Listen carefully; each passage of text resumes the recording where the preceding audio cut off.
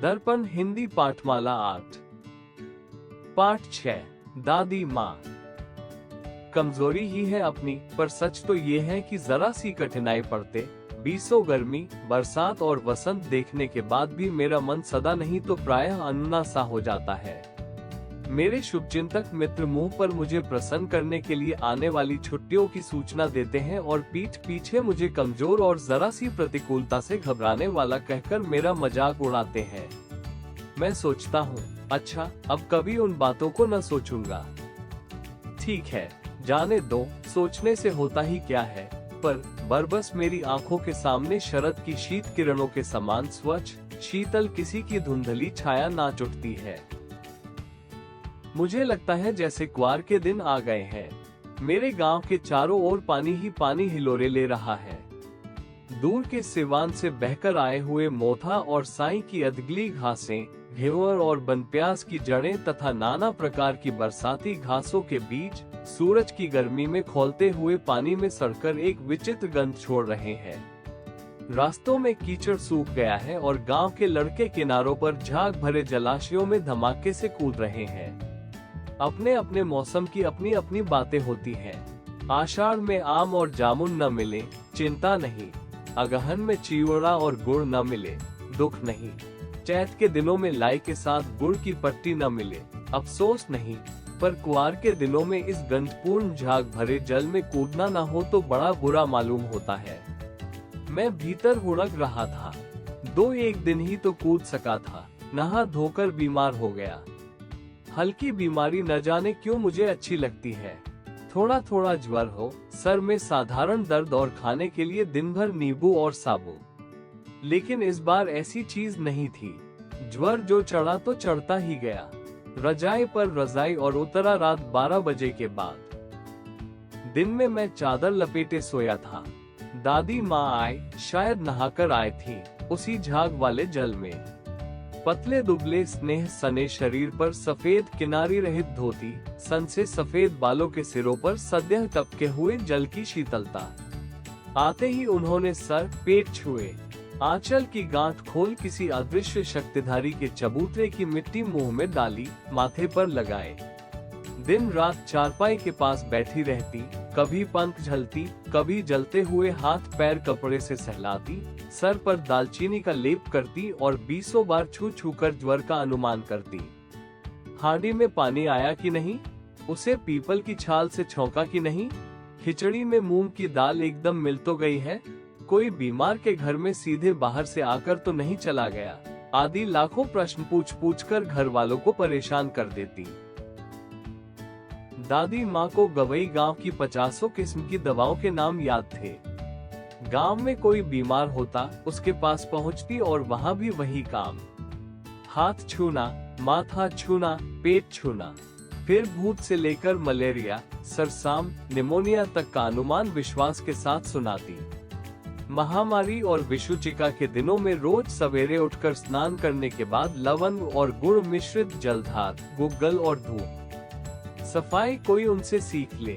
दवा में देर होती, मिश्री या शहद खत्म हो जाता, चादर या गिलाफ नहीं बदले जाते, तो वे जैसे पागल हो जाती। बुखार तो मुझे अब भी आता है। नौकर पानी दे जाता है, मेस महाराज अपने मन से पकाकर खिचड़ी या साबू। डॉक्टर साहब आकर नाड़ी देख जाते हैं और कुनैन मिश्रण की शीशी की तिताई के डर से बुखार भाग भी जाता है, पर न जाने क्यों ऐसे बुखार को बुलाने का जी नहीं होता। किशन भैया की शादी ठीक हुई, माँ के उत्साह और आनंद का क्या कहना। दिन भर गायब रहती, सारा घर जैसे उन्होंने सर पर उठा लिया हो। पड़ोसिनें आती, बहुत बुलाने पर दादी माँ आती, बहन बुरा न मानना, कार परोजन का घर ठहरा। एक काम अपने हाथ से न करूं तो होने वाला नहीं। जानने को यो सभी जानते थे कि दादी माँ कुछ करती नहीं, पर किसी काम में उनकी अनुपस्थिति वस्तुतः विलंब का कारण बन जाती। उन्हीं दिनों की बात है। एक दिन दोपहर को मैं घर लौटा। बाहरी निकसार में दादी माँ किसी पर बिगड़ रही थी। देखा, पास के कोने में दुबकी रामी की चाची खड़ी है। सोना होगा, धन्नो, रुपये मैं सूद के आज दे दे। तेरी आंख में तो शर्म है नहीं। मांगने के समय कैसी आई थी। पैरों पर नाक रगड़ती फिरी, किसी ने एक पाए भी न दी। अब लगी है आजकल करने फसल में दूंगी, अब क्या तेरी खातिर दूसरी फसल कटेगी? दूंगी मालकिन। रामी की चाची रोती हुई दोनों हाथों से आंचल पकड़े दादी माँ के पैरों की ओर झुकी। बिटिया की शादी है, आप न दया करेगी तो उस बेचारी का निस्तार कैसे होगा? हट हट, अभी नहा के आ रही हूँ। दादी माँ पीछे हट गई। जाने दो दादी, मैंने इस अप्रिय प्रसंग को हटाने की गरज से कहा। बेचारी गरीब है, दे देगी कभी। चल चल। चला है समझाने। मैं चुपके से आंगन की ओर चला गया। कई दिन बीत गए, मैं इस प्रसंग को एकदम भूल सा गया। एक दिन रास्ते में रामी की चाची मिली। वो दादी को पूतो फलो दूधो नहाओ का आशीर्वाद दे रही थी। मैंने पूछा, क्या बात है धन्नो चाची? तो उसने विह्वल होकर कहा, उरिन हो गई बेटा, भगवान भला करे हमारी मालकिन का। कल ही आई थी, पीछे का सभी रुपया छोड़ दिया, ऊपर से 10 रुपये का नोट देकर बोली, देखना धन्नो, जैसी तेरी बेटी वैसी मेरी, 10-5 के लिए हंसाई न हो। देवता है बेटा, देवता। उस रोज तो बहुत डांट रही थी। मैंने पूछा, वह तो बड़े लोगों का काम है बाबू, रुपया देकर डांटे भी न तो लाभ क्या? मैं मन ही मन इस तर्क पर हंसता हुआ आगे बढ़ गया। किशन के विवाह के दिनों की बात है। विवाह के 4-5 रोज पहले से ही औरतें रात रात भर गीत गाती हैं। विवाह की रात को अभिनय भी होता है। ये प्रायः एक ही कथा का हुआ करता है। उसमें विवाह से लेकर पुत्रोत्पत्ति तक के सभी दृश्य दिखाए जाते हैं। सभी पाठ औरतें ही करती हैं। मैं बीमार होने के कारण बारात में न जा सका। मेरा ममेरा भाई राघव दालान में सो रहा था। वह भी बारात जाने के बाद पहुंचा था। औरतों ने उस पर आपत्ति की। दादी माँ बिगड़ी, लड़के से क्या पर्दा? लड़के और बरम्हा का मन एक सा होता है। मुझे भी पास ही एक चारपाई पर चादर ओढ़ाकर दादी माँ ने चुपके से सुला दिया था। बड़ी हंसी आ रही थी। सोचा, कहीं जोर से हंस दूं, भेद खुल जाए तो निकाल बाहर किया जाऊंगा, पर भाभी की बात पर हंसी रुक न सकी और भंडाफोड़ हो गया। देबू की माँ ने चादर खींच ली। कहो दादी, ये कौन बच्चा सोया है? बेचारा रोता है शायद, दूध तो पिला दूं। हाथापाई शुरू हुई। दादी माँ बिगड़ी, लड़के से क्यों लगती है? सुबह रास्ते में देबू की माँ मिली, कल वाला बच्चा भाभी। मैं वहाँ से जोर से भागा और दादी माँ के पास जा खड़ा हुआ।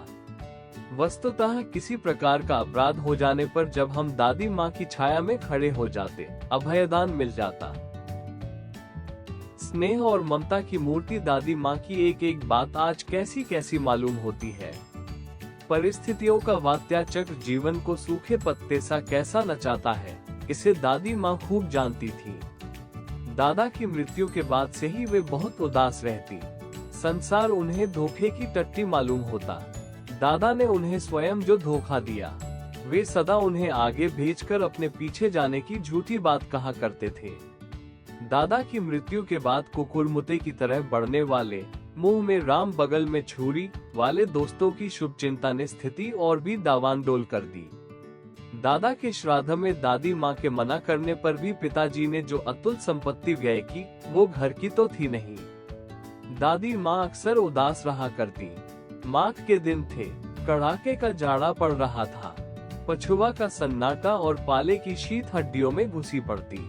शाम को मैंने देखा, दादी माँ गीली धोती पहने कोने वाले घर में एक संदूक पर दिया जलाए हाथ जोड़कर बैठी है।